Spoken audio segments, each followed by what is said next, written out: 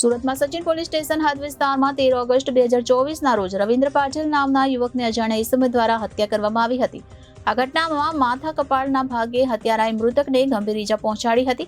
આ ઘટનાને લઈ સચિન પોલીસ દ્વારા અલગ અલગ ટીમ બનાવીને હત્યાના ગુનાનો ભેદ ઉકેલ્યો છે અને હત્યારાની ધરપકડ કરી વધુ તપાસ હાથ ધરી છે।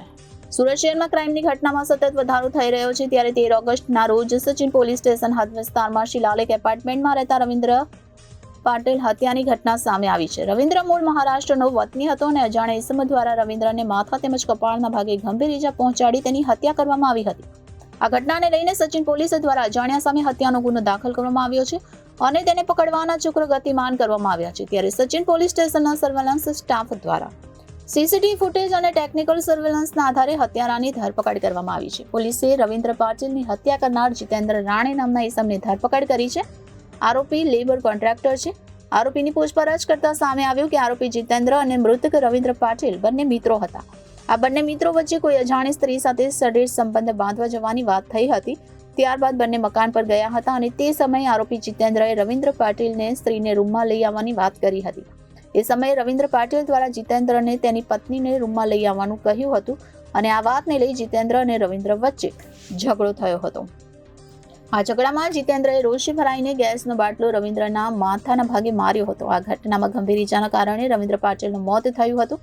રવિન્દ્રના મોત બાદ જીતેન્દ્ર રાણે ઘટના સ્થળ પરથી ફરાર થઈ ગયો હતો। હાલ પોલીસે જીતેન્દ્રની ધરપકડ કરી વધુ તપાસ हाथ धरी है। सूरत के सचिन पुलिस स्टेशन में शिलालेख अपार्टमेंट में एक इन्फॉर्मेशन मिली कि उसमें रहने वाला जो आदमी है रविंद्र कुमार संतोष पाटिल, ये उसकी डेथ हो गई है और रूम के अंदर ब्लड बिखरा हुआ है, ऐसा पुलिस को इन्फॉर्मेशन मिला। तो एफएसएल की टीम के साथ में वहाँ पे जब जाके चेक किया गया तो उसके माथे में कपाल में बहुत इंजरी हो रखी थी और पूरे रूम में ब्लड फैला हुआ था।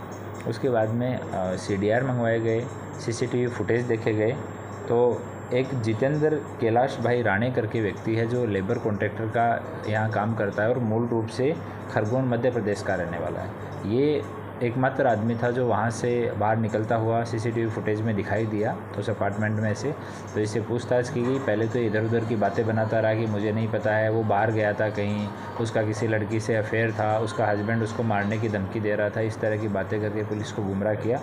पर जब सीडीआर के आधार पे और अलग अलग तरीके से वीडियो रिकॉर्डिंग बनाकर पूछताछ की गई, फिर उस वीडियो रिकॉर्डिंग को एनालाइज़ किया गया तो बाद में ये लगभग 1.5 दिन की पूछताछ के बाद में वो टूटा और उसने बताया कि रात को वो दोनों साथ में थे और दोनों ने नशा किया हुआ था। और सुबह जब वो 4 बजे के आसपास दोनों में जो आरोपी है उसकी गर्लफ्रेंड को लेके बात शुरू हुई कि उसके गर्लफ्रेंड को यहाँ बुलाओ। बाद में मरण जनार जो है उसने नशे में उसकी वाइफ का और उसकी बेटी का नाम लिया कि अगर गर्लफ्रेंड को यहाँ नहीं बुला सकते हो तो अपनी वाइफ को और बेटी को यहाँ बुला लो। इस बात पे गुस्सा होके आरोपी ने वहाँ गैस का बाटला पड़ा हुआ था वो उठा के उसके सिर में 2-3 बार मारा और उसकी on the spot he death हो गई। उसके बाद में ये यहाँ से निकल के और अपने एक दोस्त के घर गया और फिर अपने घर चला गया।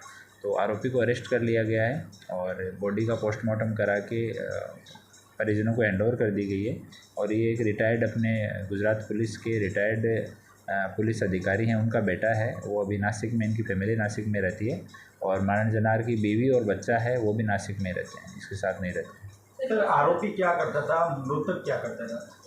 ये दोनों ये लेबर सप्लाई करते थे, खाते में दोनों काम करते थे और जो मरण जनार है वो आरोपी के अंडर में ही काम करता था, labour supply. Reporter Hitesh Prajapati, जनादेश न्यूज़, सूरत।